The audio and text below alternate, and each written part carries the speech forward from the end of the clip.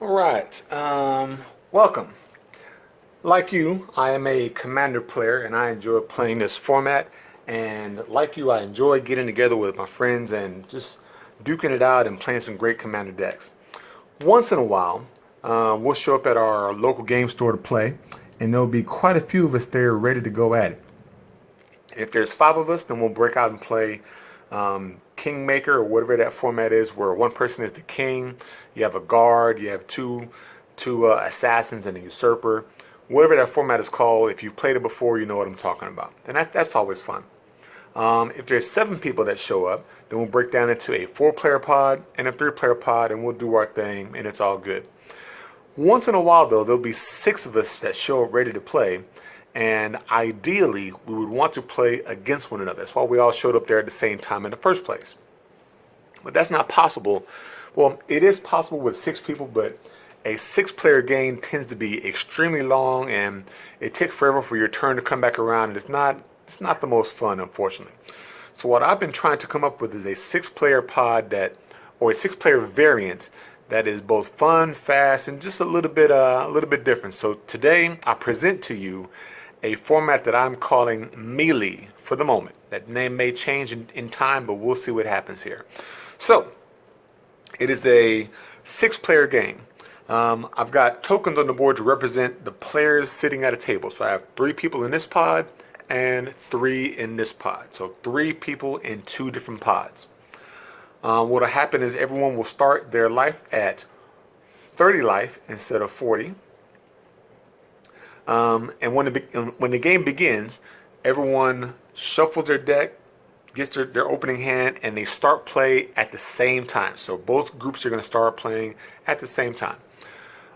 Play is going to go on normally, one turn after another, like you normally would play, except when the first player who is either eliminated from the pod, so the first person to get knocked out, or the first player to win their pod by knocking out or eliminating the other two opponents, then the gameplay pauses. Okay, so each group is going to pause when that happens. So if this group is the one that has someone knocked out, then this group is going to finish out that turn that is currently going on, and then we're going to pause at that point. From here, we're going to do what's called relocate. Okay, so let's say the player here won this pod. If they won, that means they defeated these two people. The winner is going to relocate to another pod, to the other side. Over here in this existing group where no one was eliminated, they're going to choose a player at random to relocate to the other pod. So we're basically having a two people switch sides. Okay? Over here, this group is a group that was defeated by one player. So one player took out both of those people. So these people are going to get what's called a knocked out emblem. And this is just something that I created, so it's nothing that you're going to find online anywhere. It's just an emblem that I created in MTG Cardsmith. So if you want to make your own, fine. If you want to use any kind of token, that's fine too. Doesn't really matter. So you have two people who lost in that pod because they were knocked out by the same player. The winner of that pod relocated to the other pod, and one person that random from the non-elimination pod relocates to the first group. Okay, so we have a relocation in effect. The winner of the pod, they're going to pick up their entire board as is and join a spot in the other pod. Their life total is going to reset back to the original life total of 30, and they're going to reduce that by 5 points for each knockout emblem they control. If they have none, they're going to stay at 30. No big deal. Any lands they had are going to stay in play. Any permanents they had controlled by another player in the previous pod over here are going to go back to play under its owner's control. So whatever you had controlled by someone else, you lose it as you move to a different pod. You do not take it with you. Okay? The winner's hand is going to get shuffled back into their library along with their graveyard. So graveyard and hand get shuffled together, and they draw a brand new hand. Okay? And they're going to draw a brand new hand -1 -1 for each knockout emblem they control if they have any. So that's where you're going to start with. If this player won this pod by an infinite combo or something close to an infinite combo, and the way that I have it defined and the rules that I wrote up are basically If you need 5 more triggers of the same permanent to facilitate your win, 5 blink effects, 5 storm count, whatever, it does not matter. If you do 5 triggers of the same thing to allocate your win, then you're going to relocate to the new pod with one and only one non-land permanent of your choice from your existing board state. Meaning your entire infinite combo is going to be dismantled as you move on to the other group. You're not taking your infinite combo with you, because if you do, you're just going to re-infinite again, and that's going to be it. So you get knocked down a few pegs, the other players get a chance to take control, and you got to fight your way back into it. See what you can do. And lastly, for the winner, if they had any Planeswalker emblems in play, those emblems go away as you move to another pod. Okay, so that's that.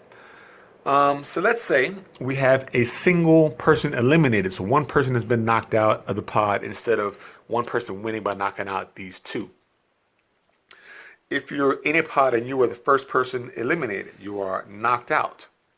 You receive your knocked out emblem and you relocate to the other pod. Again, someone from the original non-elimination pod is going to relocate at random, and we're going to move this person to the other group. So again, we have our three-player pods reset up, ready to go again. The loser, again, is going to receive a knocked out emblem. They're going to pick up their entire board as is and join a spot in the non-elimination pod. Their life total gets reset to 30, -5 for each knocked out emblem under their control. So they have 1, they're going down by 5. If you have 2 or 3, you can move down by 10 to 15 life, accordingly. Any lands and non-land permanents they had are going to stay in play and move with them. A permanent controlled by another player goes back to that original owner, and the player's hand and graveyard gets shuffled into the library, and they draw a new hand, -1 for each knocked out emblem they control. When you draw a new hand and select 1 less, you're going to use the London Mulligan rule. So draw 7, put 1 back if you have 1 emblem, put 2 back if you have 2 emblems on the bottom of your library. So, pretty basic. If a person was knocked out by getting milled out, so the library gets reduced down to 0 cards, then that player takes their graveyard and their library, shuffle them together before starting a new hand in the new group. Okay, so I'm going to basically just restart and kind of go from there. For the individuals who end up getting randomly relocated, so if you're in a non-elimination pod and you get knocked out and you're the one, and you don't get knocked out, but you are chosen to relocate, you basically pick up your entire board as it is, move over to the other group, reset up, and go from there. So you basically just picking up and continue play in another group. No loss of card, no loss of permanence, no loss of anything. You just basically pick up and continue on from there. Once the relocation has occurred and everyone is back where they were, their boards are put back how they were, you basically pick up and continue play for the next person in regular turn order. But the person who relocates is going to be picking up and being last in turn order. That doesn't mean they're going to be going last from that point. They're just last in turn order, okay? So if someone is knocked out, you receive the knockout emblem, as we kind of went over earlier. But one more thing to make this a little more interesting is that if you are over here playing and you have a knockout emblem and you knock out one player from your group, that player is going to receive their own knocked out emblem because they were knocked out. And the person who knocked them out, if they have one, gets to donate their knocked out emblem to that player. So what can happen here is if you have a knocked out emblem, that does not mean you are out of the game completely. You still have a chance to win this whole thing. You just have to win, but you just have to knock someone else out and get rid of your knocked out emblem. Because in order to win in this format, you want to have where only one person gets to the point where they're the only person who does not have a knocked out emblem. Okay? So that is the win condition for this entire thing. Get through, relocate, back and forth, whatever happens, happens. And if you are the sole person who does not have a knocked out emblem, you are the winner of this 6-player variant that we're calling Melee at this time. So one last thing on commander tax. If your commander has any commander tax from a previous pod, that commander tax moves with you to your new pod. So you don't get any additional tax. It doesn't go away. It doesn't reset.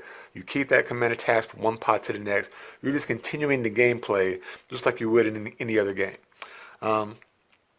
If you won off of an infinite combo and your commander was on the field and you choose one permanent and it is not your commander will go back to the command zone, but you will not be penalized, so you do not have an additional tax on that for that particular relocate or for that particular move back to the command zone. Okay, so you just resummon that commander as the last tax you had paid, if any, and just go on from there. Okay, so that's it. That's all I got for you. Hopefully you guys enjoy this setup. Hopefully you get a chance to try it out.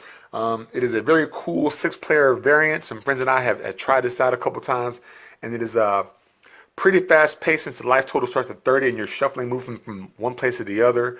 It's pretty wild and crazy, and it makes you think about the gameplay in a few different axes as far as strategy is concerned. So I encourage you to try it out if you get a chance to.